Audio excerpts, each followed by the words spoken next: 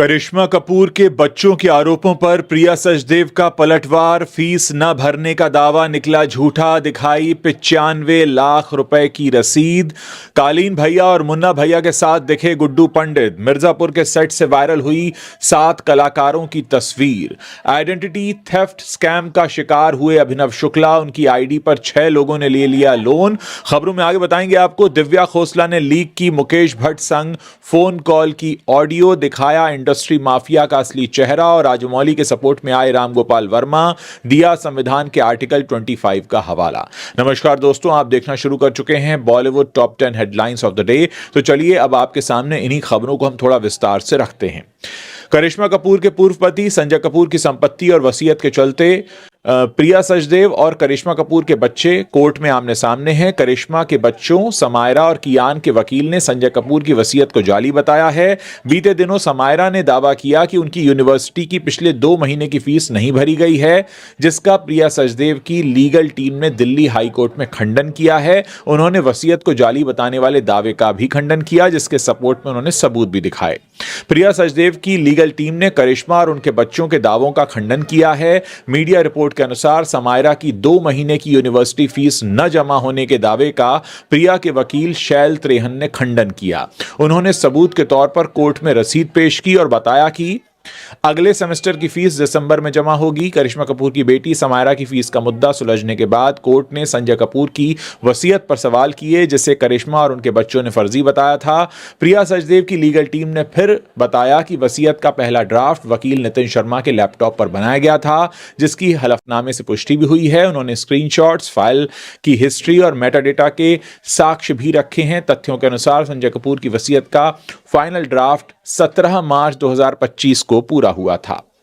Mirzapur series के चाहने वालों के लिए एक खुशी का पल उस वक्त आया जब अली फजल ने मिर्जापुर के सेट से एक अनोखी बिहाइंड द सीन तस्वीर साझा की। यह फोटो देखते ही देखते सोशल मीडिया पर छा गई।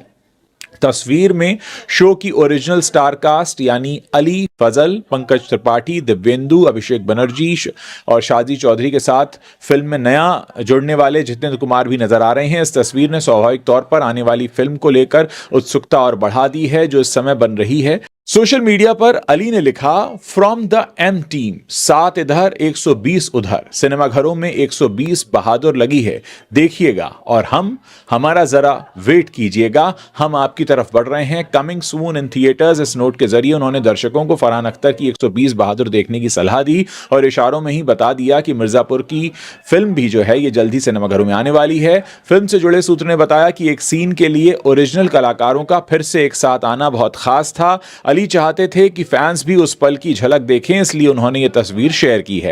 एक्टर अभिनव शुक्ला इंडस्ट्री के उन कलाकारों में से हैं जो अपने करियर में कई हिट शोज का हिस्सा रहे हैं। इसी बीच अब अभिनव ने खुद को लेकर एक शॉकिंग खुलासा किया है। अभिनव आइडेंटिटी थेफ्ट स्कैम का शिकार हो गए हैं।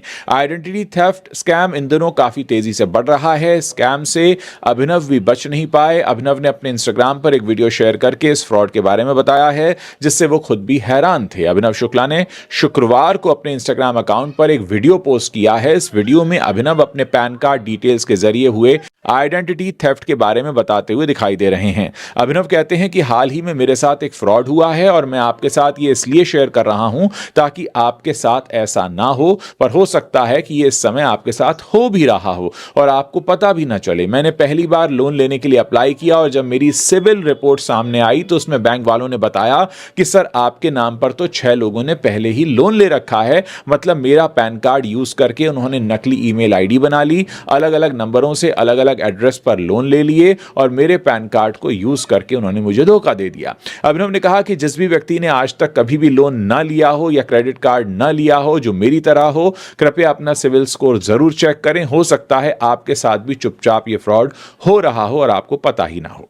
एक्ट्रेस दिव्या खोसला कुमार अक्सर ही किसी न किसी वजह से सुर्खियों में रहती हैं। दिव्या एक्टिंग के साथ साथ अपने बेबाक बयानों के लिए भी जानी जाती हैं। ऐसे में एक बार फिर से दिव्या फिल्म सावी को लेकर चर्चा में आ गई हैं। इस मूवी को मुकेश भट्ट ने प्रोड्यूस किया था। हाल ही में आलिया भट्ट की फिल्म जिगरा को सावी की कॉपी करने को लेकर दिव्या और मुकेश के बीच अनबन की खबरें भी खूब सुर्खियों में रही थीं। दिव्या के इस बयान के बाद मीडिया रिपोर्ट्स ने दावा किया कि मुकेश ने इसे पब्लिसिटी स्टंट बताते हुए कहा कि आलिया को कॉपी की जरूरत नहीं है। वहीं अब दिव्या ने मुकेश के साथ एक फोन कॉल को लीक कर दिया है जो इस वक्त सोशल मीडिया पर खूब वायरल हो रहा है। इस रिकॉर्डिंग में दोनों की बातचीत को साफ सुना जा सकता है। इसमें दिव्या मुकेश से पूछती हैं, सावी और जिगरा के विवाद पर आपने मेरे खिलाफ कुछ बोला है क्या, कि मैंने कोई छिछोरी हरकत की है, आपने ऐसा क्यों कहा। इस पर मुकेश साफ इनकार करते हुए कहते हैं कि मैंने इस बारे में किसी से बात नहीं की, ये सारी प्लानिंग की गई है, मैं ऐसी हरकत क्यों करूंगा, तुम किसी की बातों में मत आना। दिव्या ने इस फोन कॉल को शेयर करते हुए कैप्शन में लिखा,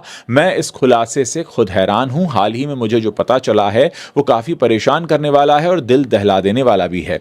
भारी मन से मुझे लगता है कि सच्चाई को जनता के सामने लाना जरूरी है, खासकर उन सभी कलाकारों और फैंस के लिए जिन्होंने हमारी फिल्म इंडस्ट्री में लॉबिंग और गेट कीपिंग का सामना किया है। अब समय आ गया है कि हम आवाज उठाएं और इंडस्ट्री माफिया को बेनकाब करें। मैं अपनी आवाज उठाऊंगी और सबसे मुकाबला करूंगी।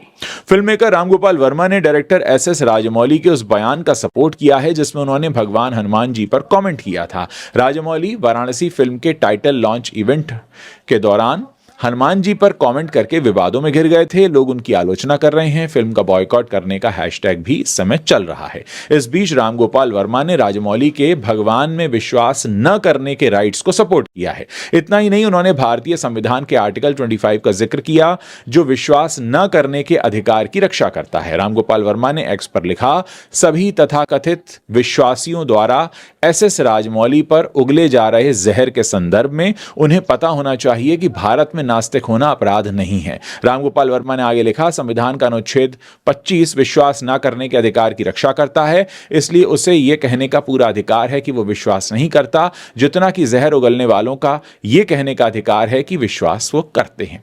अब उस बेवकूफी भरे तर्क पर आते हैं कि अगर वह भगवान में विश्वास नहीं करते तो वह अपनी फिल्मों से भगवान को दिखाते क्यों हैं। उस तर्क से क्या एक फिल्म मेकर को गैंगस्टर फिल्म बनाने के लिए गैंगस्टर बनना चाहिए, हॉरर फिल्म बनाने के लिए भूत बनना चाहिए? और चौंकाने वाला सच, भगवान में विश्वास न करने के बावजूद भगवान ने एस राजमौली को 100 गुना अधिक सफलता, 100 गुना ज्यादा धन और बहुत से फैंस दिए हैं जितने कि ज्यादातर आस्तिकों को 100 जन्मों में भी नहीं मिलते।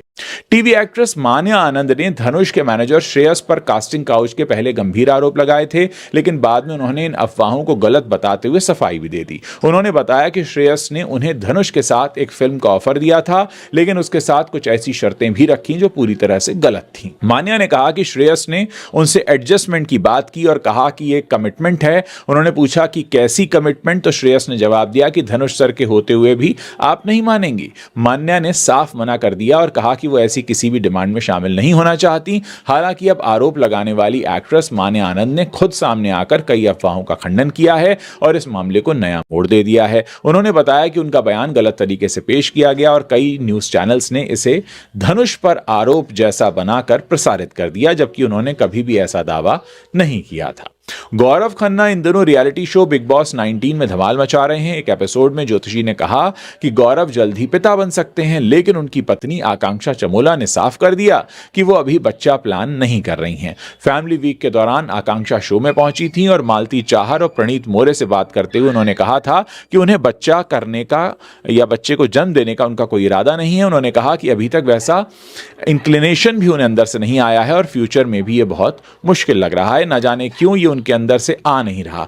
बच्चे करने का कोई कारण उन्हें दिखता नहीं है और ना करने के बहुत सारे कारण हैं। जब आप इतने सारे कारण ढूंढने लगते हो तो समझ जाओ कि आप तैयार नहीं हो। जिसे करना होता है वो कारण नहीं सोचता। तो मालती ने पूछा कि क्या उन्हें बच्चे से डर लगता है, तो आकांक्षा ने कहा कि डर तो नहीं, लेकिन जिम्मेदारी बहुत बड़ी होती है। बच्चा पैदा करना और पालना आसान नहीं होता। उन्हें लगता है कि वो इस जिम्मेदारी के साथ न्याय नहीं कर पाएंगी, चाहे इस उम्र में या आगे कभी। उनका करियर बनाना है और उनकी और भी कई महत्वाकांक्षाएं हैं। लोग भले ही उन्हें सेल्फिश कहें या जो भी कहें। उधर गौरव बच्चा चाहते हैं लेकिन अपनी पत्नी के फैसले का सम्मान करते हैं। शो में गौरव ने मृदुल से कहा कि बच्चा बड़ी जिम्मेदारी है, वो पूरे दिन काम करते हैं और अगर पत्नी भी जॉब करने लगे तो बच्चे को किसी और को सौंपना सही नहीं होता।